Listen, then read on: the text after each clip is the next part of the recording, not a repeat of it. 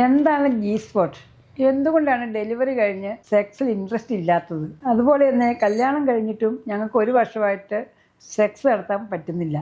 Doctor Lissamma Joseph, senior consultant gynaecologist, laparoscopic surgeon, cosmetic gynaecologist and sexologist, Ernakulam medical centre, Kochi. Common ആയിട്ടുള്ളൊരു ക്വസ്റ്റ്യനാണ്. 1-2 delivery കഴിഞ്ഞിട്ട് ഞങ്ങൾക്ക് ഇവർക്ക് സെക്സിനോട് വളരെ ഇൻട്രസ്റ്റ് കുറവാണ്, അല്ലെങ്കിൽ കല്യാണം കഴിഞ്ഞ് ഇത്രയായിട്ട് ഞങ്ങൾ ഇന്നലെ വന്നൊരു പേഷ്യൻ്റാണ്, ഞങ്ങൾ ഒരു വർഷമായിട്ട് ഞങ്ങൾക്ക് സെക്സ് പെനിട്രേഷൻ നടക്കാൻ പറ്റിയില്ല.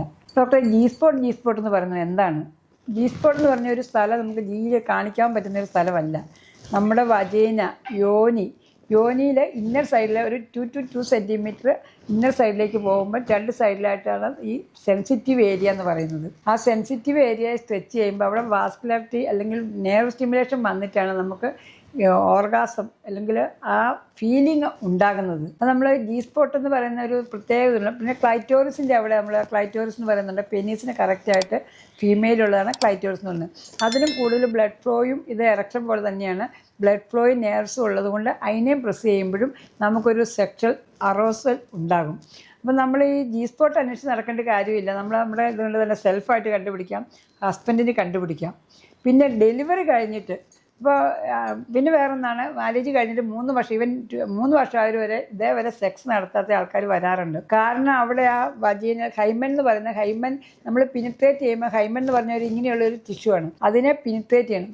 അപ്പോൾ അത് പെനിട്രേറ്റ് ചെയ്യാൻ പറ്റാത്തതാണ്. അതുകൊണ്ടാണ് ഹൈമൻ ഇൻറ്റാക്റ്റ് എന്ന് ഞങ്ങൾ പറയുന്നത്. ഹൈമൻ എന്ന് പറഞ്ഞാൽ കന്യാചർമ്മം. സാധാരണ ഫസ്റ്റ് ഇൻ്റർകോഴ്സിൽ അത് പൊട്ടി ബ്ലഡ് ഉണ്ടാകുന്നൊക്കെ പണ്ടത്തെ ആൾക്കാർ പറയുന്നതാണ്. അപ്പം അങ്ങനെയൊന്നും വരണമെന്നില്ല. അപ്പോൾ ആ മെംബ്രെയിൻ അവിടെ ചിലപ്പോൾ അത് ടൈറ്റ് ആയിരിക്കും, ചിലർക്കത് എലാസ്റ്റിക് ആയിരിക്കും. അപ്പോൾ അത് ടൈറ്റായിട്ട് അല്ലെങ്കിൽ അത് പല ഷേപ്പിലുള്ള ഹോൾ ഇല്ലാത്തത് ഉണ്ടാകാം, ഫിൽറ്റർ പോലെ ഇങ്ങനെ ഇരിക്കുന്നത്. അപ്പോൾ ഇങ്ങനെയൊക്കെ വരുമ്പോൾ നമ്മൾ ആ ഡോക്ടർ കണ്ടിട്ട് അത് എക്സാം ചെയ്യും. അപ്പോൾ അവിടെ എക്സാം ചെയ്ത് ചിലപ്പം വജിനിസ്മസ് എന്ന് പറയും. വജിനിസ്മസ് എന്ന് പറയുന്നത് ആ പെൽവിക് ഏരിയയിൽ ഫീവി ചെയ്യാൻ ആ ഏരിയയിൽ അങ്ങോട്ട് കിടത്തി കഴിഞ്ഞാൽ അവരൊരൊറ്റ ചാട്ടമാണ്. അവർക്ക് അത്രയും പണ്ടത്തെ എന്തെങ്കിലും എക്സ്പീരിയൻസോ അല്ലെങ്കിൽ മസിൽസിൻ്റെ സ്പാസം കൊണ്ടാകാം. അപ്പോൾ ആ ഏരിയയിൽ ആരും ടച്ച് ചെയ്യിക്കില്ല.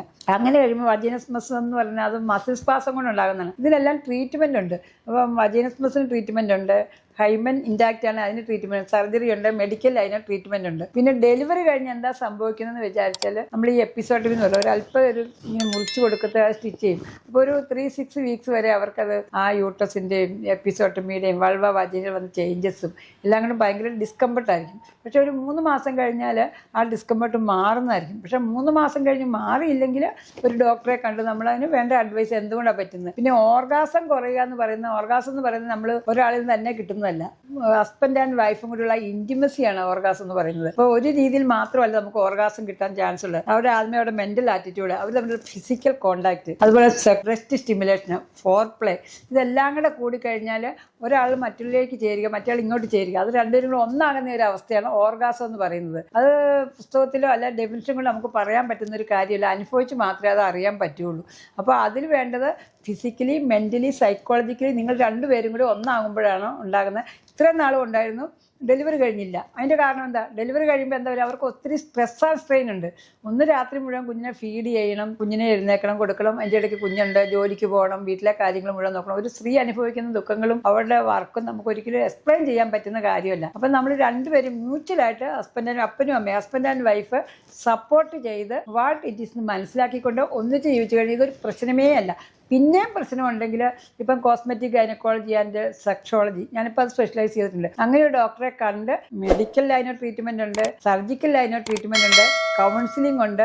ഏത് മെത്തേഡാണ് നിങ്ങൾക്ക് ഉചിതമായത് എന്താണോ അത് സ്വീകരിച്ചാൽ ഈ പ്രശ്നം നമുക്ക് പരിഹരിക്കാവുന്നതേ ഉള്ളൂ.